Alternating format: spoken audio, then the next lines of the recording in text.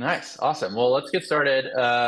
So I'll start by just doing a little bit of, and by the way, Terry, I am presenting now, but we can switch that to your screen if you'd prefer to walk through these slides, or you can just tell me when to switch slides.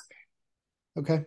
But yeah, let's do a little bit of housekeeping to start. So before I jump into the introductions here, I just want to kind of do a little bit of housekeeping. Generally, I think most of the people I've seen who are attending today have been to a previous seminar of ours. So as always, these are recorded. We will share the recording with everyone that's registered after this email. So if you want to kind of relook at anything that maybe we covered today, we will definitely share this, and we'll also probably have this link next to the listings of WageScape's data in the platform. So it's right there next to where you can access the data in the future. We also have a Q&A feature that's built into Zoom. And so I definitely encourage any of the people who are watching today to use that and ask any questions that come up. Great opportunity to talk directly with the WageScape team. We'll definitely save some time at the end to answer those questions, but as the questions come through, I might kind of interrupt and ask them. So it's timely to the topics that we're talking about. And then if for some reason we can't get to any of the questions that come up today, we'll be sure to follow up with answers to those users directly. Two quick updates on future seminars. So we have one on March 20th with Payer Price, and they're a negotiated healthcare rates company. And then we have one on April 4th with lobbying data. Both these partners have basically taken what are now public data sets, but kind of really messy and in disparate places and hard to work with, and really clean them up to make them more easily accessible for researchers, and they're available on the Dewey platform. So with that, I'll kind of quickly spin it over to the WageScape team. I'm really excited to dive into their data. They've been partners for a few months now. I've seen a lot of, it's definitely one of the popular data sets on our platform. A lot of users are starting to get their hands on the data and understand some of the use cases and opportunity that they've unlocked for researchers. And so they'll get into the specifics of the data, but I'll just kind of turn it over to you, Carrie. So Carrie is the founder and CEO of WageScape, and we also have Daniela on the call, who's the director of product development. And they're going to quickly talk through kind of their product, their company, and what they're offering to academics. So take it away. That's great. We're really happy to be talking to you guys today. We're really excited to be partners with Dewey because we had seen growing interest in our data among academics pretty much since the company was founded. And Dewey is just a fantastic platform for reaching, way more institutions and individuals and research teams than we could ourselves. So that's working out really good. Can we go to the first slide? Sure. Yeah. A couple of things in terms of what we wanted to cover today. And obviously there's a chance for Q&A. So if there's specific topics that people are very interested in diving into, we should have some time to be able to do that. Wanted to just give a little bit of an overview of who are we? Who is WageScape? And what data do we provide? What's our business? That is our business. We're a data as a service firm. So we'll talk about that a little bit. Who uses WageScape data and why? Specifically through the lens of academic research and instruction. So we'll talk about that and look at what's in Dewey and the Dewey platform. Give just a brief introduction there, and then open it up for Q&A. So that's the agenda. Who are we? We were founded in 2015 with the idea that we could help make the labor market more transparent. Information about what's happening with hiring, with pay, with skills, with the availability of talent, with the alignment or misalignment between the demand and supply for talent has traditionally been poor. I just won't sugarcoat it. By any objective standards, economic information about the labor market is imprecise, it's late, it's not normalized. You need advanced training in order to be able to interpret what traditional data sources have provided. And I founded WageScape with an idea that there's additional information that could be collected, normalized, and presented in a way that could bring more value. And value in terms of being able to see what's happening in real time, being able to see kind of the margin of the economy and not just the average of the economy, and being able to see things in a richer format that haven't been able to be seen before. So much richer views on things like pay, on skills, much more transparent views in terms of which companies are hiring what are they looking for, and how successful or challenged are they in terms of being hired. We are a data as a service company. We offer a data platform that that other companies and researchers use to support their work and their products. In 2022, we introduced a SaaS product actually called the WageScape dashboard that allows users across all different types of professions to see what's happening in real time in the U.S. and in several other countries outside of the U.S. As it relates to hiring and pay and talent demand. But most of our business comes from providing access to our data platform that researchers, corporations, consultants, and technology providers can use to build our market intelligence into their decision support tools, their research projects, and applications that they build. So that's a little bit about who we are. We partnered with Dewey in 2023. Along the way, we had started to attract the interest of a variety of researchers, and we'll see some of those here in a minute. And we were looking at a way to very efficiently get our data out to researchers that Dewey offered just a great platform of support. And we've been super, super pleased with that partnership.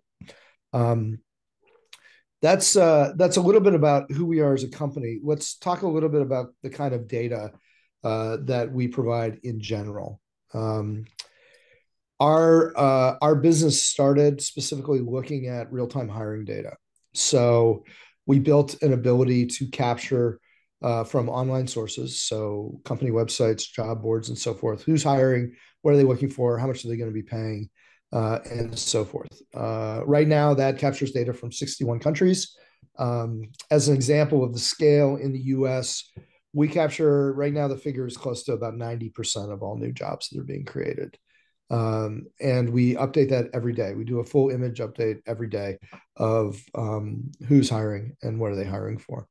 One of the things that we're particularly good at is we're good at figuring out what companies expect to pay those for those jobs. And so we're able to significantly increase the proportion of jobs where there's pay insights, much higher than what you would find online just by looking at what's printed in the job advertisement itself. That's a proprietary technology that we use that takes advantage of what companies are saying about the jobs, but it just looks in places that are a little bit different than what where you would ordinarily look. Not behind a firewall or anything, but we basically look and see if we were a job seeker looking for a job that matched a certain salary requirement, what jobs would we find? And from that, we infer the salary for those jobs. Is one of the methods that we use, for example. And so that's one of the things, hence the name WageScape, that we're pretty good at. But also, being able to look, and you'll see in a number of the use cases that we're going to highlight here, being able to look at hiring demand in aggregate, through a geographic lens, through an industry lens, through a job or job family lens, or an individual company lens, is a lot of what our clients use our data for also. We have proprietary technology that normalizes data across literally millions of hiring organizations. So things like job titles, company names, industries, we have figured out how to allow our clients to analyze that data using one lens. So you don't have to go and develop an algorithm to figure out that a programmer level 3 is the same thing as an application developer. We've already done that. And we've been accumulating data since 2016. So we're currently up to over 600 million records. So it's pretty sizable. We have some other data sources that are available through WageScape. I'll just mention real quick, these aren't yet on Dewey, but we do capture publicly available career profile information. So not private career profile, but if it's visible to the public, we capture that and apply the same normalization approaches there, which then allow a better matching of the supply and demand picture in the labor market. And we're just now bringing online aggregated government provided data. So similar to what Eric was mentioning, or Evan was mentioning earlier, we do the job of bringing data from different sources into one place and making it easy to see. Okay, so Awesome. yeah, go ahead. I'm going to interrupt just because I got two questions that came in while we're on this slide. One was, and I think you covered it. How far back does the historical data go? I think you said 2016, but I wanted to double check on that. In the US, it goes back to 2016. Outside of the US, it goes back to, depending on the country, back to 2021. Nice. And then another one was first to comment, 80% of jobs is quite impressive. How are you, what are you using as a benchmark? Like, how do you benchmark that stat? We look at the number of open jobs that we track, and then in retrospect, we look at the JOLTS data to see how many openings there were at any Cool. given time, and benchmark it that way. Nice. And then one more just came through. You have the salary estimates. Does that include equity packages, perks, 401k, healthcare, yada yada, or is it mostly just purely the kind of salary monetary value? We have two types of compensation related data that we track. One is base salary, base annual salary. So, um, devoid of bonuses and so forth. We're not able to, because of where the data comes from, it's coming from job advertisements. Most companies don't publish equity or bonus targets in the job ads themselves, but they may say that there's an equity component or that there's a bonus component or there's sales commissions and things like that. So we're able to track the prevalence of different types of bonus and other types of cash rewards, but we're not able to quantify them. We Hmm. are able to quantify the base compensation. Makes sense. And then one last, it's kind of a follow-up to the 80% coverage question. Is that if you think about the 20% that's, potentially not there, is that like a random or is it more like concentrated in certain markets that's just, the data is hard to find? I That's guess the question's probably hinting at, is this representative? How do you know if this is representative to the market? it's a very insightful question. Um, and it's more random. We've had a number of groups look at the distribution of our data across industries, across levels, very representative, except at the highest executive levels in corporations and some very specialized professional roles. Mm. Our data is representative, top to bottom of the economy across all industries. All right. I keep getting questions, so I'm going to keep jumping in here. Sure. Does the job listings data tell us if the position was filled or pulled potentially from the company? No, it does not. So Cool. it just shows that the job was open. It tells you how long it was open, whether it's still open, and but it doesn't tell you if it was filled. It doesn't tell you what the actual pay was when it was filled. So from a pay standpoint, it's like if we had an army of drones and can read the sticker prices of all cars on sale in in a country, it's reading the sticker prices, not the final negotiated prices. Yeah. Same for jobs. Okay. Perfect. All right, we'll keep going, and I'm sure we'll have some more data questions that we'll sync back to at the end. Okay, so we wanted to spend a little bit of time just talking about kind of from an academic standpoint, who uses our data so far and what do they do with it? And we just put up, about a dozen of the logos of the different institutions that have used our data historically. Some of these relationships go back many years.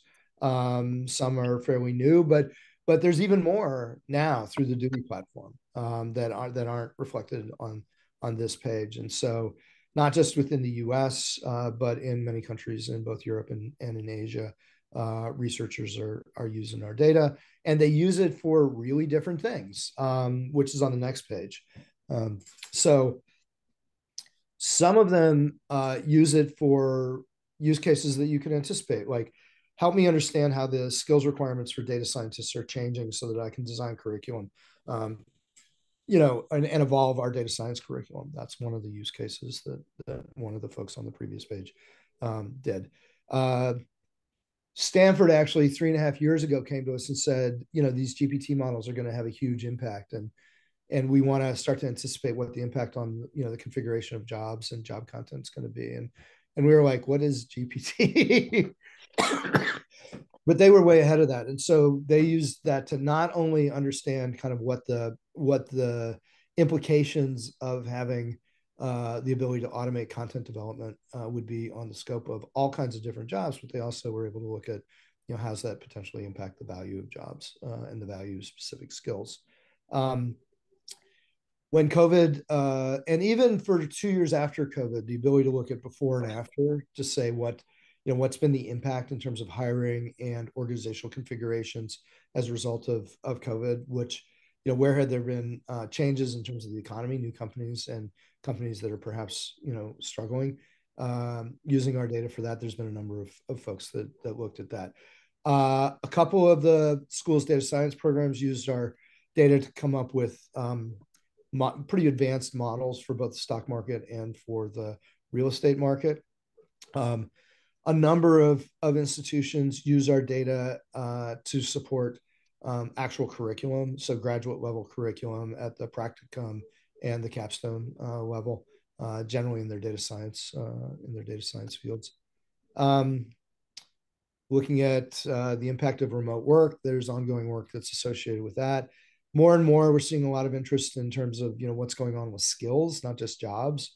And our data tracks the job attributes that companies are hiring for, which includes the skills. And so that's available as well.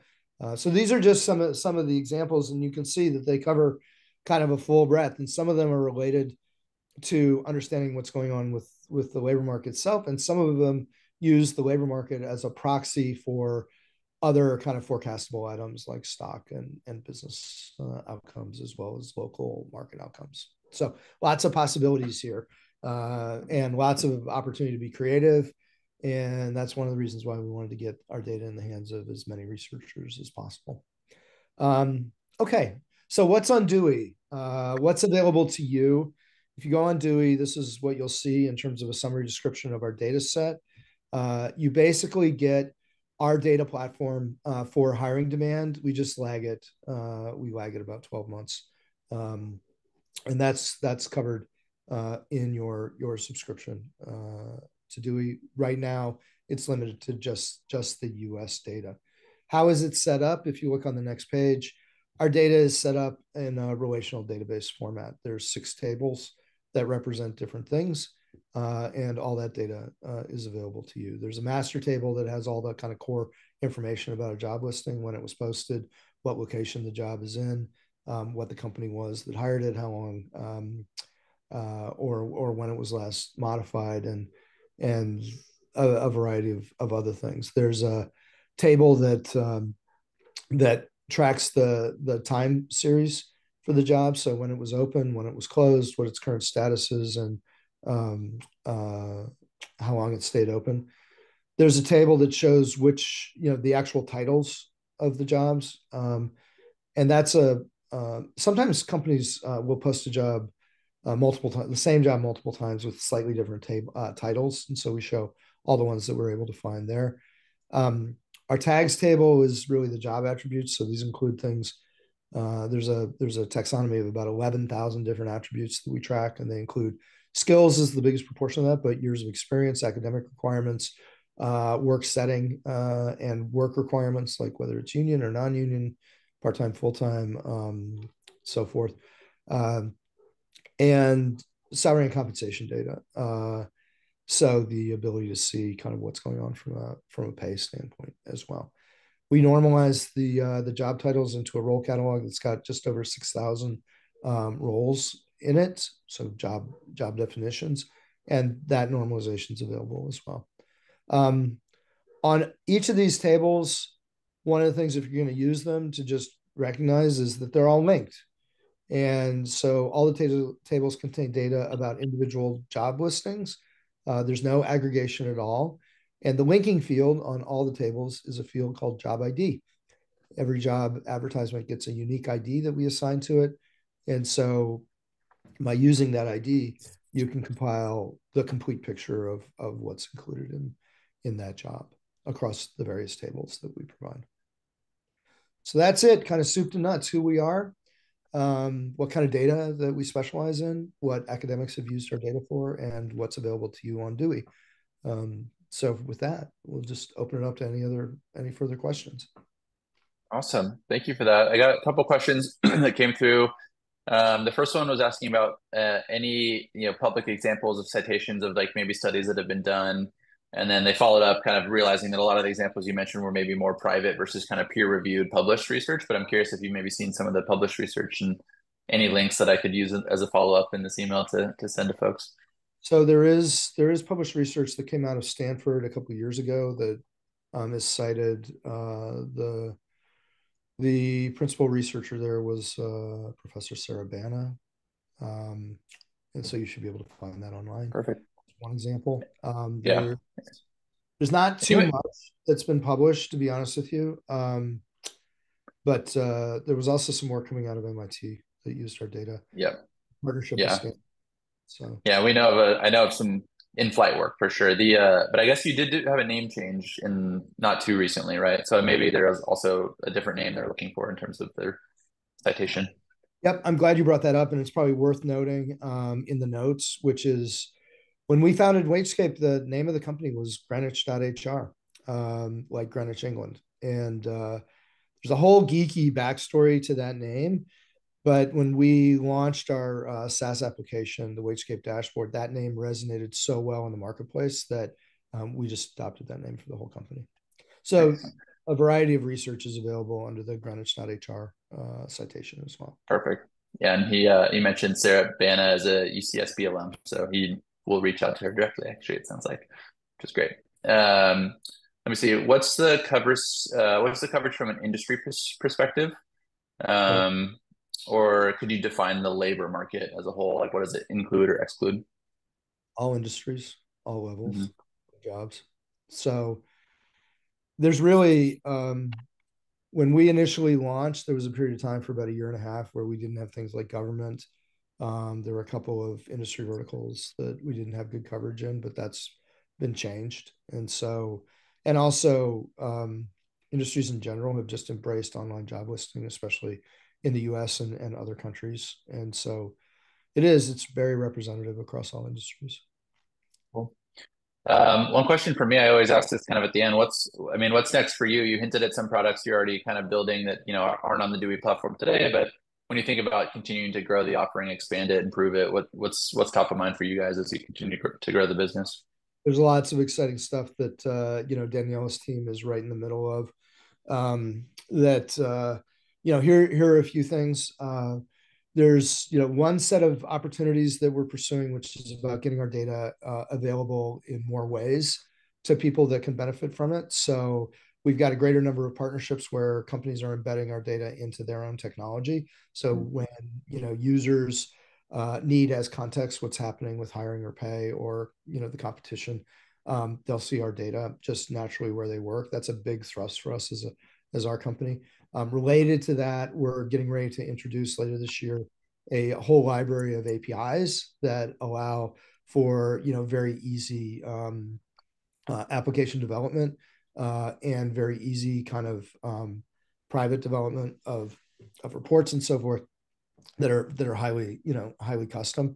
So that'll be coming out, and we want to reach really broad audiences of developers and researchers with those. Then, in terms of the content itself, I think the one thing that I'm most excited about is we've got a partnership that looks at career profiles that is doing fantastic work um, at looking at those profiles through DEI lenses. So, being able to classify career profiles for ethnicity, for gender, where those classifications are very valid, very high validity rates in aggregate. Obviously, that's data that's not shared at an individual level, but that opens the door to all kinds of transparency around what's happening with the migration of talent and the development of talent at all levels through those DEI lenses. And that's to my knowledge never been available before. And so there's going to be a whole kind of set of adoption challenges associated with that, but that's a really exciting, I think, very disruptive development under the banner of transparency, and you can think Yeah. about implications there. Nice. Love it. Yeah, one more data question came in. Is there a location component on the post? Is Yeah. it like this job in this location versus just it's a company-wide post? Nope. All the jobs have locations. Sometimes the locations are remote or nationwide, but most of the jobs have a very specific location. We parse that location down to the zip code level. We can assign a latitude and longitude to that zip code as well. But yeah, they all have locations that are fairly precisely defined. Cool. And it's the location, just for whoever asked the question, that location is not the location of the company, it's the location of the job itself, right? So you're getting, where's the work going to be performed. Yep. Yep. Makes sense. How do you kind of differentiate or handle part-time jobs? And then if there's like a range in the posting, say, $17.50 to $22 an hour in some sort of post, how does that ultimately like spit out in your system in terms of a salary? So originally, the way I'll answer the second one first.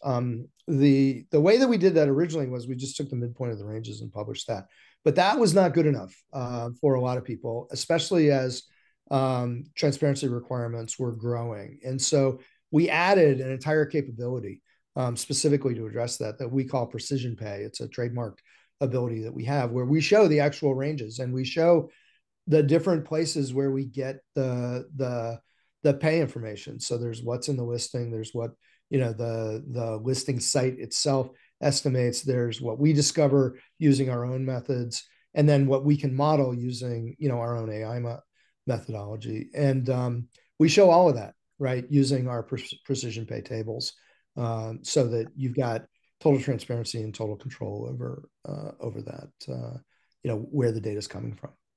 Nice. And then the part one was around part-time jobs. Is there any Right. way to distinguish those? Yeah. So there's a few ways. One is as a job attribute. We don't have a separate field for job category.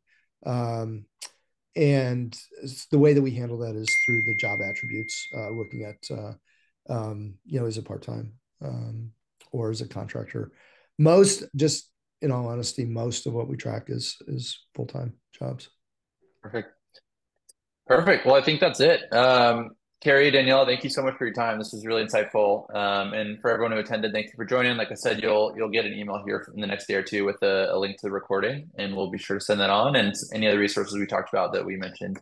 But that's it. Thank you. Thank you, everyone. That was great. Thank you. All right. Bye, Carrie.